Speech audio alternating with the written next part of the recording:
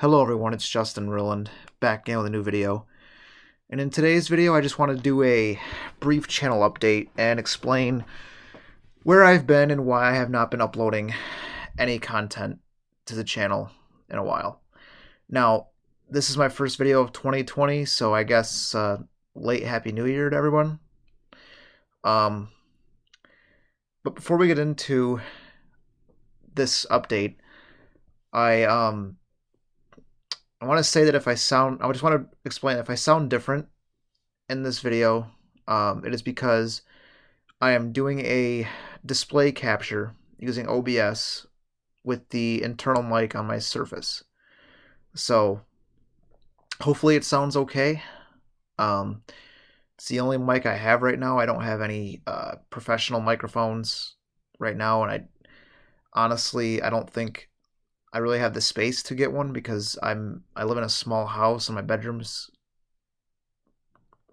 quite small, so and this is my recording area, so I don't really think of a professional mic as doable right now. But anyways, with that out of the way, let's get into this update. So the main reason I really haven't been uploading is due to the fact that I am out of ideas. I don't really have much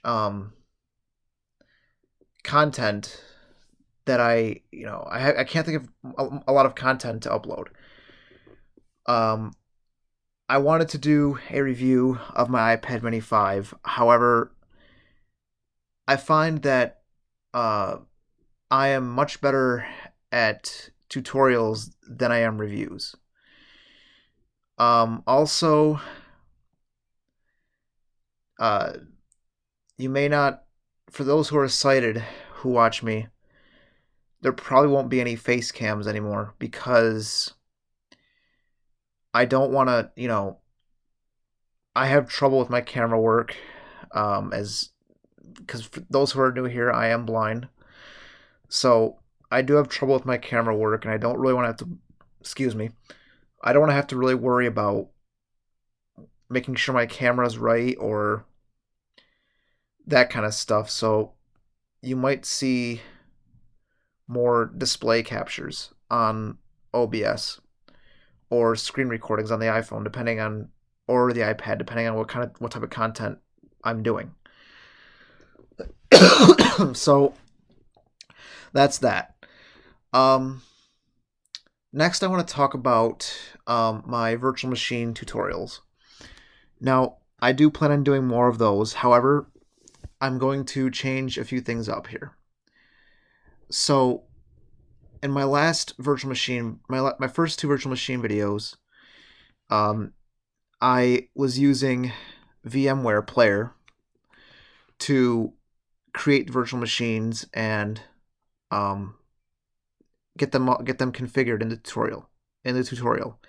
However, the version of VMware, which is like I stated, VMware Player, is non-commercial use only, and I kind of went against that by uploading 2 videos to YouTube using the free version of VMware. So, what we're gonna do, and before I get into what I'm gonna do, I'm not gonna take those videos down because there haven't really been any repercussions.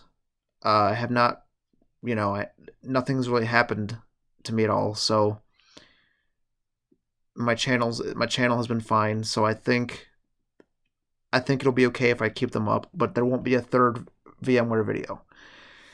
So what I'm gonna do for the virtual machine tutorials is I am going to use VirtualBox. I'm going to use Oracle VirtualBox. Now, for those who are screen reader users, you may be thinking, Justin, VirtualBox is inaccessible. Well, it's actually not. If you are an efficient screen reader and an efficient screen reader user, and you understand how virtualization works, you can get around VirtualBox quite well. Now, of course, it's not as straightforward as VMware. There's no easy install for virtual machines, or um, things are a little more advanced in VirtualBox, but it works and it's usable. Now the only things I cannot figure out are how well. Mainly, I guess I don't really care about full screen as much, but I can't figure out how to return input back to the host machine. Now, from what I've researched online, the keyboard command to do that is the right control key. However, on this computer, I do not have a right control key. So the way I've been returning the keyboard input back to the host is simply powering off the virtual machine.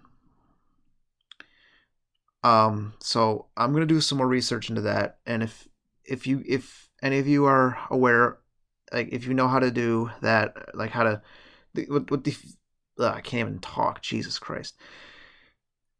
If any of you know what the keyboard command is to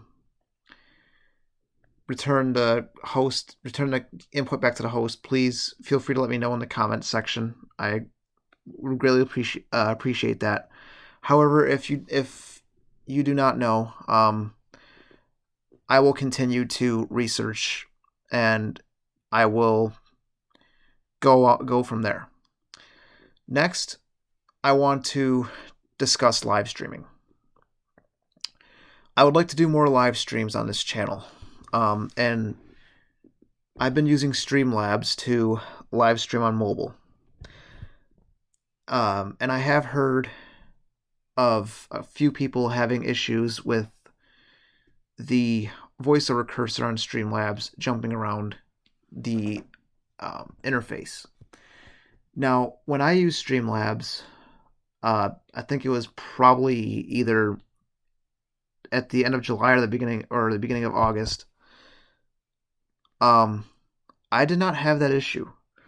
However, Streamlabs has been updated quite a few times since then, so things may have changed now. New bugs may have been introduced. It just comes with the territory, and updates and adding new features. You're gonna have bugs too. So I'm gonna test that out, and I'm gonna see what happens. I've had issues live streaming with OBS. I would paste the my YouTube stream key into the text field, and I would press the start streaming button, and the stream would not be online. And I would even have it set to public too. And for some reason, I would go on my phone and look for the stream to test my audio, and it wasn't on. It wasn't active. So I'm gonna play with that more. Also, if none of that works, like if Streamlabs is acting glitchy and I can't figure out OBS, then I'm gonna try this. I'm gonna try this streaming service, this site that I've heard of recently, called StreamYards, which seems pretty cool. I've watched a couple live streams. The few people that I'm subscribed to using that, and it seems pretty accessible. So, if Streamlabs and OBS do not work, then I will use StreamYards. So, that's about it. The last thing I want to say is, when it comes to the virtual machine videos, going back to them, I may do another installation of Ubuntu Mate, except in VirtualBox, because the process is a little different. as far as setting up the machine goes. The installation is pretty much the same, but I do find that VirtualBox is also more. It runs the VMs much faster than VMware does. I feel like they run better in VirtualBox. But I may do another Ubuntu Mate tutorial in VirtualBox. Also, I could do a Debian 10 installation, that's Debian Buster for those who are in the Linux community, who are around Linux. However, I'm using the net installer, so that could be a long video because, as I stated before, I can't figure out how to get keyboard input back. So if I don't have it figured out by then, that will be quite a long video. And plus, I'm not really good at editing at all, and I don't have any good editing software at all on here. Actually, I don't have any editing software on this computer. So that'll be quite a long video because the net installer is command based, and so I will have to pay attention to what Orca is telling me. I could do that video live if you'd like me to, but only issue with that is during the installation process I will not be able to look at the chat simply because I need to listen carefully what Orca is telling me as far as the commands go. So we'll see what happens there. We'll figure it out as we go along. So anyways, this was just a brief update. And I will be back again soon with a new tutorial on the way. So, peace out, everyone.